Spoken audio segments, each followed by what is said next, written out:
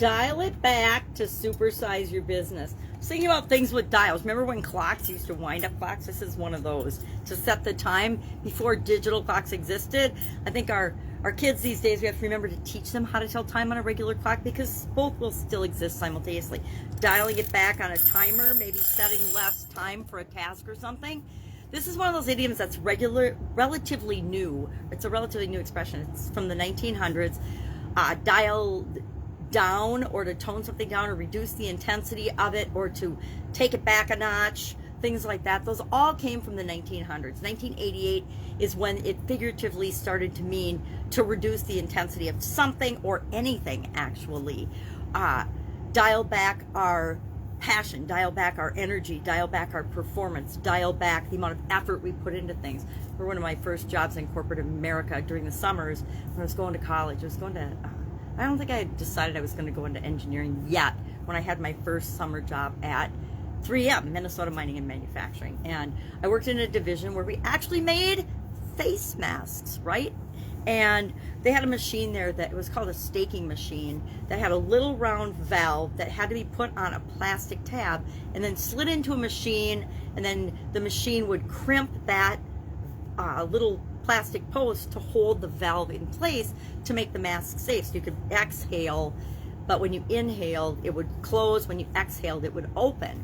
And everybody there absolutely hated doing that job and doing that machine because nobody had figured out a way to make it easy to do. Nobody had looked at the process of how they ran it, and so they were doing it in a really, really hard way. And me, being a silly college kid coming in for the summer, didn't know better. I didn't have any real big corporate experience. I'd had a lot of jobs and run some little businesses before, but I didn't have how do you work with the other group of people in an organization where there's peer pressure and things like that, which was great lessons that I learned in that environment and took to college with me when I had, the theoretical classes about how to interact with people and how to lead people and how to get along. I had real life experience that said, yeah, that sounds great, but there are things like peer pressure.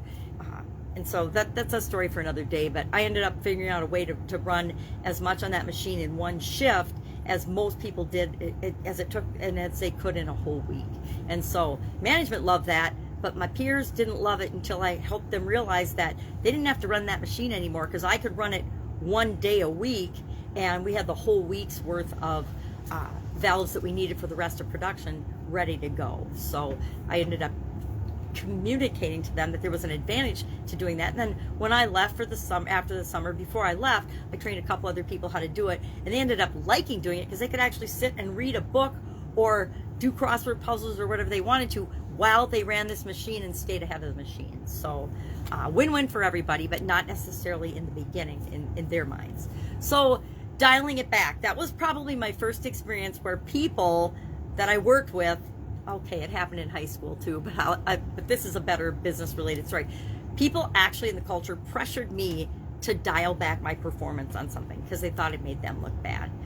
You see this a lot in union environments where the lowest common denominator rules because they want to set the pace and dictate the work. Again, worked in corporate America with a lot of unions and outside of corporate America as well, and found that not all the beliefs and practices are in the best interest of the organization or the people themselves. So dial it back. Have you ever been told to dial it back? Hey, settle down, calm down. I guarantee my ex-husband told me to dial it back a lot when we were married. So this got me thinking today, with the thousands of different businesses and the different industries I've been involved in, what are the most common problems or places I see that people need to stop doing something or actually dial it back in order to supersize and grow their business? And I'll just share a handful of these. Of course, there's a lot, but the ones that came to mind first are probably the ones I see the most often.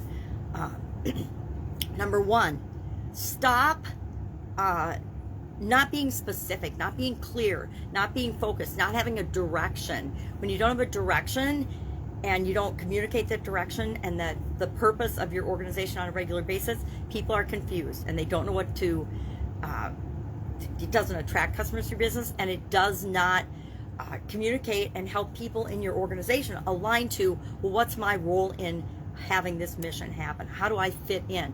If people don't know how they fit in, they tend to not, and they do their own thing. And when you have a whole organization of people doing their own thing, the culture suffers.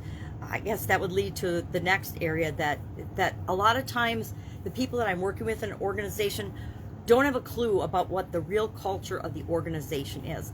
I think we talked the other day about not understanding what the customer's experience is. That would be one of my other top things. Make sure that you clearly understand and create the customer experience you want your customers to have. And then once you create that, make sure that that's being implemented throughout the organization, so that the customers are actually getting the experience that you expect them to get and that they want. Some people, it's common to see organizations or people, if they're solopreneurs, giving away too much, just giving everything away and not charging enough. Or the opposite, they don't give away anything. They don't provide any value unless they get paid for it. Then, I'm going to check my list. Oh, serving the wrong people or not defining who you want to serve. That's a really common mistake. Being locked in and set in their ways and never wanting to change, or resisting or being afraid of change, as well as, of course, in the last couple of years, we've seen the survival versus service go up dramatically. There have been businesses that are just trying to survive, and they're forgetting in some ways that if they don't serve first, there's no way they're going to survive. So it's just a handful of things that come to mind that I work with a lot of organizations on. Flipping around, and not necessarily stopping, but flipping around their way that they look at certain situations and the way things are, and that they can't always change the way they look at things and define things. And whenever we look at something differently or define it differently, everything changes, including ourselves.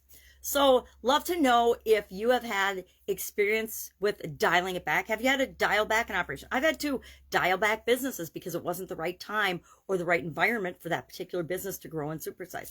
I've shut down entire businesses or divisions because it wasn't the right time for them, or they had lived out their entire useful life and something else was coming to replace it. New technology, new ideas, etc. So curious, share in the comments below your experience with dialed it back, or I like to say dialed in too, because the opposite of dialing it back, we don't necessarily have to dial it back. We have to dial in and make sure what we're doing is fitting the situation. All right, or what we want to create. Have an awesome day. If I can help you in any way, ask. Otherwise, I'll be with you tomorrow with another interesting idiom. Where does it come from? What does it mean? And how might you use it and apply it to growing your business right now? Have an amazing day.